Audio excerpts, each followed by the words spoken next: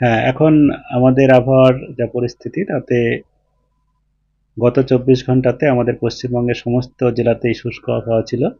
আর আজকে সকালে সব জায়গাতেই কিছুটা সামান্য কিছুটা তাপমাত্রা কমেছে। আর এখন আমাদের আগামী 7 দিনের যা পূর্বাভাস তাতে এখন আমাদের উত্তর উত্তর পশ্চিম দিক থেকে শীতল এবং শুষ্ক বাতাস এর তীব্রতা কিছুটা বাড়বে। তার জন্য আগামী কাল এর মধ্যে আরও 2 ডিগ্রি তাপমাত্রা বেশিরভাগ জায়গাতেই দক্ষিণবঙ্গের সমস্ত জেলাতে এবং উত্তরবঙ্গেরও বেশিরভাগ জায়গাতেই কম হওয়ার সম্ভাবনা রয়েছে। আর আগামীকাল কম হওয়ার পরে তারপরে আর আরও 3-4 দিন একই রকম থাকবে, খুব বেশি তারতম্য হওয়ার সম্ভাবনা নেই। এটা রাতের তাপমাত্রা বা আমাদের ন্যূনতম তাপমাত্রার কথা বললাম। আর আবহাওয়া শুষ্কই থাকবে।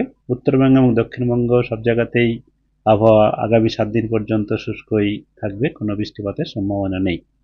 ঘন কুয়াশারও কোনো সতর্কতা নেই। উত্তরবঙ্গে হালকা থেকে মাঝারি কুয়াশা বিক্ষিপ্তভাবে এক দু জায়গা করে হতে পারে।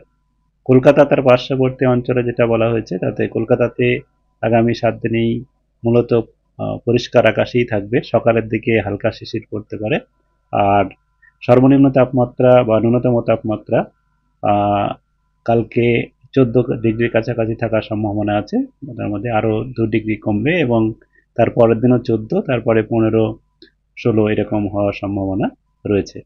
আর সর্বোচ্চ তাপমাত্রা স্বাভাবিকের কাছাকাছি আগামী 7 দিনে 25 থেকে 28 এই রেঞ্জে থাকার সম্ভাবনা রয়েছে। কলকাতার ক্ষেত্রে?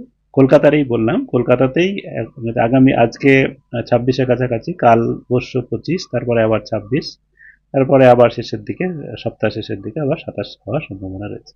এই হচ্ছে এখনকার আমাদের পূর্বাভাস।